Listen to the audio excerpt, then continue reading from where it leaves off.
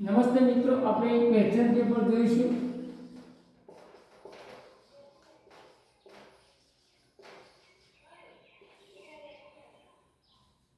હવે અહીં બે વાક્યો મેં લખ્યા છે કે યોર હેન્ડરાઇટિંગ ઇઝ ખાલી જગ્યા good but you can improve it. જો તમે કોઈ વ્યક્તિના હેન્ડરાઇટિંગ એટલે હાથેથી લખ્યા હોય એવા અક્ષરો જોયા પછી તમે એમ કહી શકો કે but you can improve it. જો ગુડ તો છે તો વિશેષણ છે અને એના આગળ એક શબ્દ મૂકવાનો છે એટલે ફેરલી લખાય. મિત્રો ગમે ત્યારે ગમે તે શબ્દનો ઉપયોગ થઈ શકતો નથી.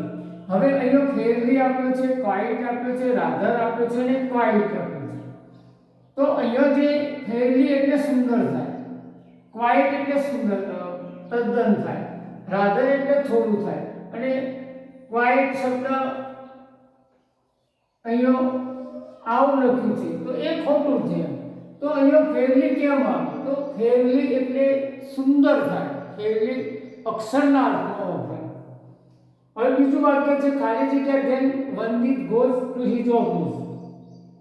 હવે નો સુંદરનો ઉપયોગ કરવાનો છે. હવે એક ક્રિયા પૂરી થઈ તરત જ બીજી ક્રિયા શરૂ થાય તો નો સુંદર ધેનનો ઉપયોગ થાય. તો અહીંયા ધેન છે મિત્રો. હવે અહીંયા નો સુંદર છે તો આ એક રચના છે. નો સુંદર ધેનની આ એક રચના છે. એક ક્રિયા પૂરી થઈ તરત જ બીજી ક્રિયા શરૂ થઈ તો એવી બીજી ક્રિયા માટે તમે આનો ઉપયોગ કરી શકો.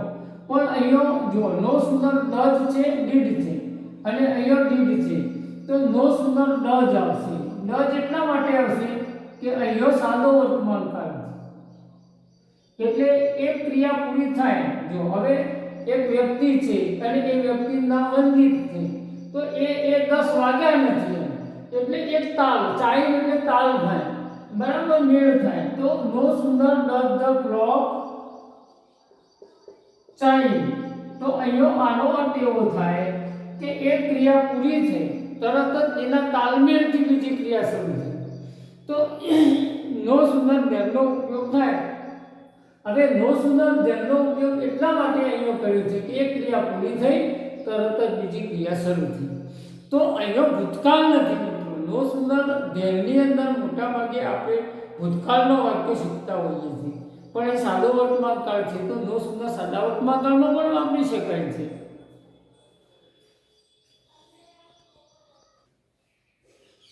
મિત્રો બીજો બે વાક્યો આપણે જોઈએ. અહીંયા select the opposite gender of buck. હવે હું તમને કહી દઉં કે અંગ્રેજીની અંદર હરણ, ગુજરાતી ભાષામાં આપણે હરણ કહીએ છીએ પણ હરણના વિવિધ પ્રકારો છે. એમાં વિવિધ પ્રકારોમાં એક હરણ એવું છે એને આપણે બ્લેક બક કહીએ છીએ. એટલે બક એટલે ટૂંકમાં હરણ થાય પણ એ હરણને શિંગડા હોય. કેટલાક હરણને શિંગડા હોતા નથી એટલે એને ડિયર કહેવાય. હવે એનો જેન્ડર એટલે જાતિ થાય. હવે જાતિ બદલવી, દાખલા તરીકે કિંગ એટલે રાજા થાય તો કિંગ રાણી થાય તો એ જાતિ બદલી કહેવાય. તો આવી જાતિ હરણમાં પણ હોય. તો બક એ શબ્દ એવો છે કે મેલ છે. મેલ એટલે પુરુષ જાતિ.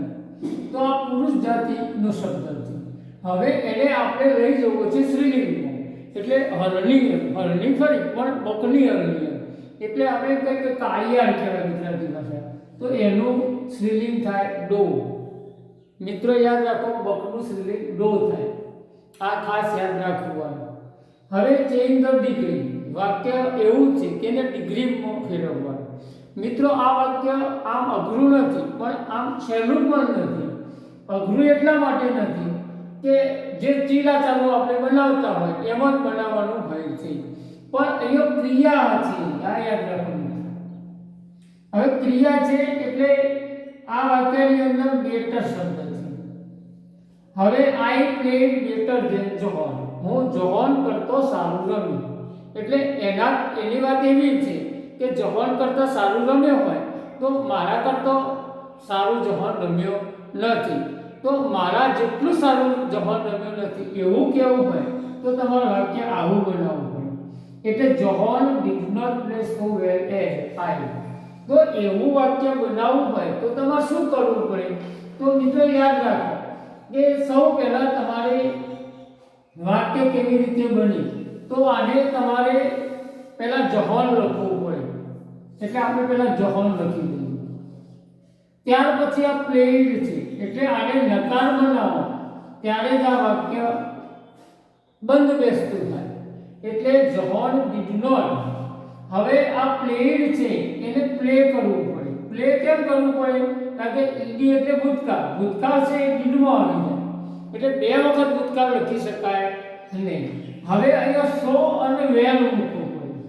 હવે વેલ કેમ મૂકવું પડે એનું તમને કારણ કહું.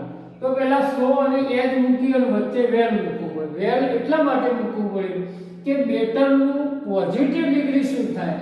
તો ગુડ થાય. બરાબર.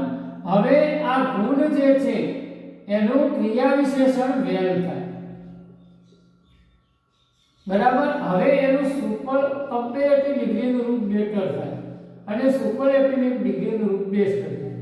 મિત્રો, આપણે એક વાત યાદ રાખો કે કોઈ વ્યક્તિ સરસ કામ કરે છે તો વેલ વાપરવું પડે, અને છોકરો સરસ છે, બરાબર, છોકરો સારો છે એવું કેવું હોય તો ગુડ વાપરવું પડે. ગુડ બોય એ વેલ બોય ના વપરાય, બરાબર. અને રમ્યો સારું એટલે ક્રિયા છે તો તમારે વેલ શબ્દ વાપરવો પડે. તો સારા શબ્દ માટે ના બે શબ્દો છે. વિશેષણ માટે ગુડ વાપરવું જોઈએ અને ક્રિયા વિશેષણ માટે વેલ વાપરવું પડે. તો અહીંયા વેલ આવે મિત્રો, આ ખાસ ધ્યાન રાખો. એટલે બેટરનું પોઝિટિવ ડિગ્રી ગુડ અથવા વેલ થાય અને એનું કમ્પેરેટિવ ડિગ્રીનું રૂપ બેટર થાય, સુપરલેટિવ ડિગ્રીનું રૂપ બેસ્ટ થાય.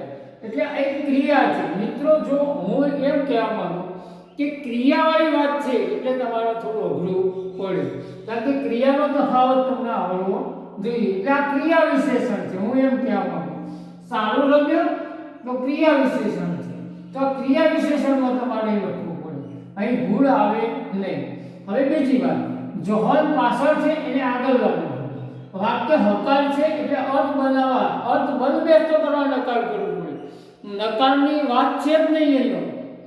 તમને એમ થાય કે દરેક વાક્યમાં હું નકાર કરવું પડે, ના, આ તો એને અર્થ બેસતો કરવા માટેનું છે. એટલે નકાર કરો તો અર્થ સરખો થાય. હવે આ આઈ જે છે એને તમારે પાછળ લખવાનું, તો આ આઈ તમે પાછળ લખી દો. મિત્રો, એક વાત યાદ રાખો કે કેટલીક જગ્યાએ આઈનું મી વાપરીએ છે. તો જે આજકાલનું નવું અંગ્રેજી છે, કારણ કે અંગ્રેજીના બે ભાગ થઈ ગયા, એક અમેરિકન ઇંગ્લિશ અને એક બ્રિટિશ ઇંગ્લિશ. જ્યારે અમે ભણતા હતા ત્યારે બ્રિટિશ ઇંગ્લિશ પ્યોરલી વપરાતું, પણ હવે કોમ્પ્યુટરનો યુગ આવ્યો, આઈટી યુગ આવ્યો, ફાસ્ટ યુગ આવ્યો, એટલે હવે લોકો અમેરિકન ઇંગ્લિશ વાપરે છે. ઇંગ્લિશના બે પ્રકાર થઈ ગયા, એક અમેરિકન ઇંગ્લિશ અને એક બ્રિટિશ ઇંગ્લિશ. એટલે બ્રિટિશ ઇંગ્લિશના અમેરિકન ઇંગ્લિશમાં આ તફાવત જોવા મળ્યો છે. એટલે કેટલીક જગ્યાએ બ્રિટિશ ઇંગ્લિશની અંદર આઈ હોય તો કેટલીક જગ્યાએ મી અમેરિકન ઇંગ્લિશ, અથવા આજકાલ જે નવા સંશોધનો થયા તેઓ અહીંયા મી પર ઘણા લોકો વાપરે છે. પણ મારી દ્રષ્ટિએ આ કર્તા વિભક્તિ જ વપરાય. કોઈ જગ્યાએ કદાચ ભૂલ સુધારવાનું પૂછાય તો એ મી આપેલું હોય તો તમારે આઈ કરી દેવું. આ ખાસ યાદ રાખવાનું, કારણ કે હવે તમારે બે પ્રકારનું ઇંગ્લિશ શીખવું પડશે, બ્રિટિશ ઇંગ્લિશ અને અમેરિકન ઇંગ્લિશ. બરાબર. તો અહીંયા વાક્ય આપણે ફરીથી એક જોઈએ કે જોહન આઈ પાછળ did not play so well as. તો સો કેમ આવ્યું એ તમને કહી દઉં કે વાક્ય જો નકાર બોલ્યું તો જે જૂના અંગ્રેજીમાં સો વપરાય છે, એટલે એજની જગ્યાએ સો એજ વપરાય નકારમાં.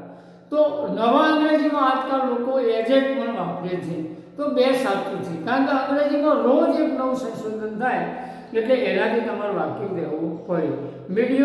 મિત્રો, આ વિડીયોને તમે લાઈક કરજો, શેર કરજો અને તમારા મિત્રો સુધી પહોંચાડજો.